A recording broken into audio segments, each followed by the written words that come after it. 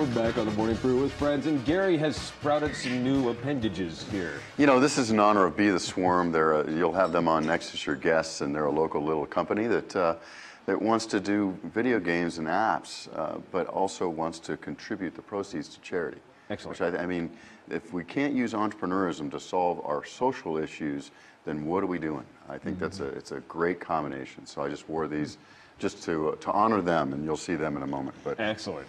Excellent. And you brought an old friend of yours and mine, Yes. Dale Decker, with you this morning. Yes. And Commander Gary's here every week. Oh, great. Commander Gary is an official commander of the honorary commander of the AFRL. Oh, okay. And you brought Dale on, and I'm going to just divine this out of nowhere that it has something to do with Innovate ABQ. it does. Okay. And let me tell you, Dr. Frank, his vision of creating an innovation square type of atmosphere is coming to fruition in a speed that is unheard of with respect to how fast we get things done in Albuquerque usually. Right. And it really has to do with the collaboration of UNM and the city and the private industry, especially Terry Loddick of Nusenda. The county is involved. CNM will be on campus. And that collaboration, I mean, I've always said, you know, we can do anything we want to as long as we do it together. We've got all the assets we need here. It's about awareness, coordination, distribution, and flow. And this has been a fantastic collaboration. Let's take people just a step back and explain what Innovate ABQ is. Sure. Because basically every university has what they call innovation districts, innovation spaces, innovation corridors, innovation something. And now UNM finally got on board as designing its own innovation space as well. And this is it's basically its geographic center is the old church at the corner of Broadway and Central. That's right. But its ideas are supposed to spread throughout the city.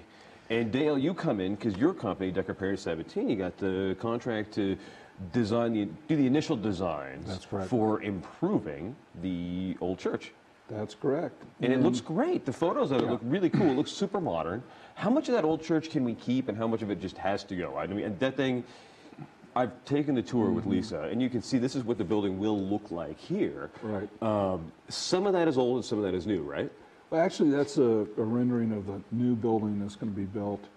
And to answer your first question about the existing church, the sanctuary and the 5-story education wing that's attached to the sanctuary is going to be saved, as well as a portion of the 2-story education wing. Cool. We are going to tear down a portion of it, but overall about 80% of the buildings are going to be saved. Very cool. Well, the sanctuary is such a great space. It is a great space, and we're in the process of trying to figure out exactly how we reposition that for community use and other uses. So. And let me correct you. I mean, we're not behind with respect to universities. There's not that many universities who do this and do it well. And the cooperation with the city is the big part of it. Because what happens is many places have like a tech transfer office, and Lisa Kudla runs one of the best in the country. But what's unique about this one is Bruce Katz's book, Metropolitan Revolution, Chapter 6, The Rise of the Innovation District, talks about the fact that if you take an area, about a 1.2 square mile radius area, and you put all your entrepreneurs and innovators and those that love them all together, the collisions that occur, the meetings between the folks there, lead to companies. Right. And that's the key. And so the cooperation of that and the city makes an innovation central district. This being the center of it, we are stealing shamelessly from what is working in a few cities around the country, but then adapting to our own resources and our own culture, and that's the key, and this is why local is good. So how do you create a space that makes those collisions happen? I mean, it's easy to just make a building, but how do you make a building that makes those collisions happen? Because what you really want is the coffee shop where everybody meets. You want to have that. Even the parking lot has to have a way that people will collide, right? Right. And you try to make it so that everybody in every discipline bumps into everybody every day in every other discipline, right? Exactly. So how do you do that as an architect, and how do you design a building that furthers that? Well, the first thing you need is people down there 24/7, and that's why there's the living spaces. That's why you've got the living spaces, and you need somebody who's willing to plant the seed. And the University of New Mexico is taking the lead on that. In the first phase of the new building, there'll be 155 two-bedroom, two-bath student housing units for juniors, seniors, and Yeah, they're upperclassmen. kind of dorms, but they're really more like luxury apartments. Well, I wouldn't say luxury apartments. They're going to be very efficient apartments Okay. and very affordable for students. I mean, that was one of the goals of the university. But when you put people in that kind of density, that kind of place, and have the amenities, you know, the coffee shop, which Nucinda and Terry Loddick is going to stand up, and I think do in cooperation possibly with C&M and some of their staff, and also the fact that you're going to have a fitness center on site, you're going to have other uses. One of the really exciting things is the Innovation Academy, which is a Right. program that Rob Del Campo has stood up at the University of New Mexico, which really kind of brings together the variety of students from different disciplines, mixes them all up, puts them in a collaborative work environment, and that's where great things happen. It's a different way of looking at teaching entrepreneurship, too. Yeah, it's really kind of learning by doing. Right. And I think that's what we're seeing more so in the college atmospheres. And I agree with Gary. I think the University of New Mexico, the city, county,